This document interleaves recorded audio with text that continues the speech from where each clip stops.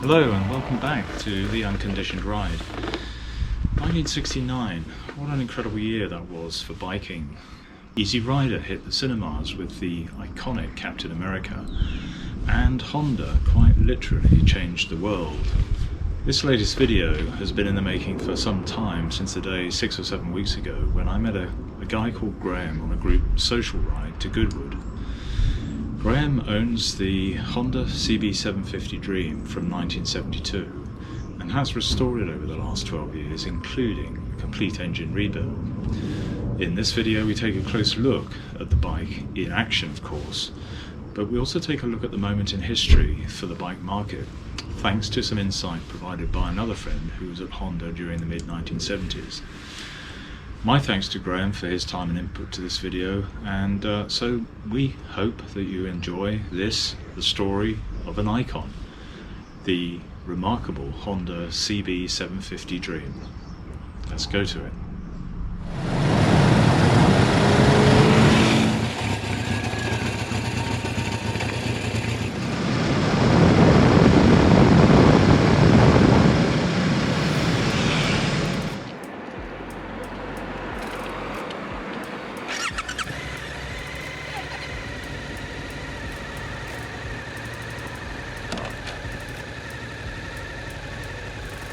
I first saw the Honda CB750 in the early 70s when on holiday in France. There, along with its CB500 sibling, the new and impressive four-cylinder machine was the epitome of biking cool to an impressionable scooter-riding teenager.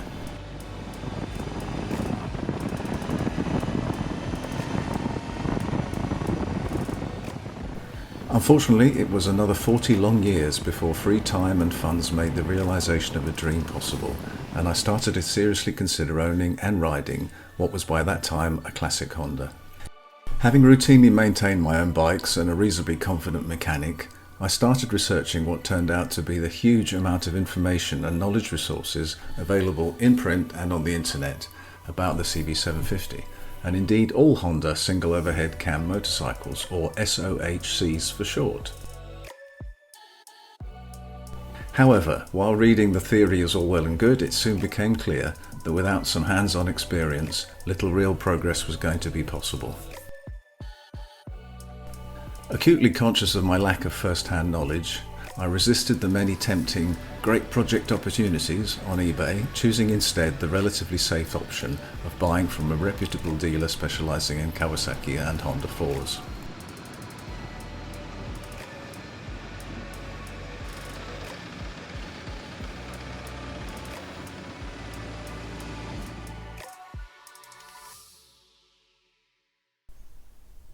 So, the history of the development of the CB750 is really interesting.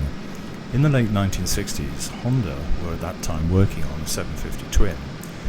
They had the CB450 twin, which compared very favourably with the popular 500cc twins of the day from Triumph and BSA. And they figured that a 750 twin would definitely be popular over the British 650 twins.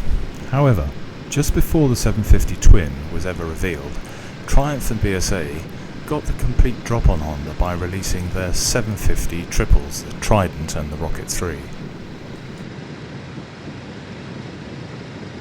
So, on realising their 750 twin was no longer going to set the world on fire, Honda immediately dumped the 750 twin project, never to see the light of day, and instead started working on a 750 four-cylinder. 10 months later, the CB750K was rolling off the production line. With typical model development time even nowadays of 4 years, that was a monumental achievement, and it's doubtful that any other company could have pulled it off. The Honda CB750 was the flagship of a range of modern, affordable Honda motorcycles. The marketing was pinpoint, and the Japanese invasion, which heralded the slow demise of the British motorcycle manufacturing industry, had truly begun.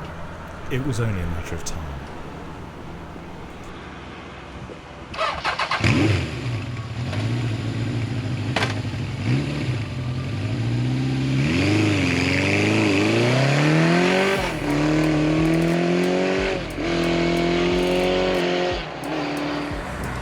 Having set a budget and chosen a suitable example which they described as being in good cosmetic condition and running order, I went along for a test ride. This turned out to be a real eye-opener. Of course, those already fortunate enough to own both types will be familiar with the significant differences between riding modern and classic bikes. For me, however, the experience was so new and, well, very different that I came away rather confused. It was an exhilarating experience, no doubt, but without a frame of reference, other than distant memories of riding smaller motorcycles of a similar vintage, it was really hard to judge whether the behaviour of the 750 I rode was typical or not. To put it bluntly, while the Honda's four-cylinder engine design arguably set a standard for the evolution of modern superbikes, the less than confident handling and unexpectedly feeble front disc brake most certainly didn't.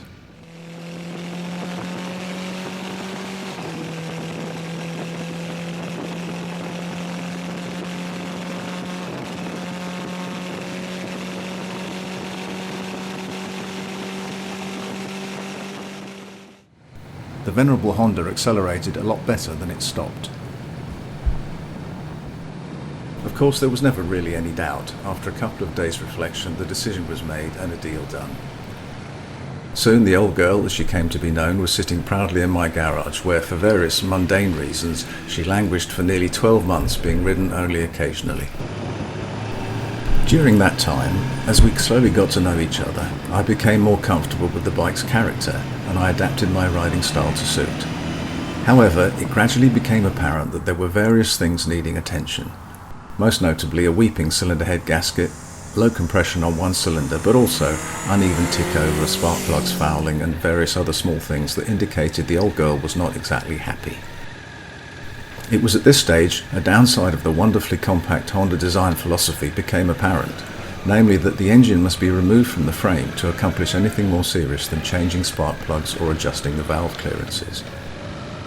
While it's straightforward for a dealer workshop, due to the 78 kilograms weight and the very tight fit, it's more of a challenge for the home mechanic, especially when working solo and of course doing it for the first time. And then of course, having gone to the trouble of separating engine from frame, why wouldn't you take the opportunity to do a thorough inspection and overhaul? Thus began a 2.5-year project during which time the engine was rebuilt and reinstalled twice, the second time down to the last nut, bolt, bearing and seal. Which may sound challenging, but for every question you have or problem you encounter, there's always someone out there who's seen it before, has the answer and crucially the patience to help you through the process. Support from the Honda SOHC community is fantastic, and the availability of spare parts and machining services from across the globe remains surprisingly good.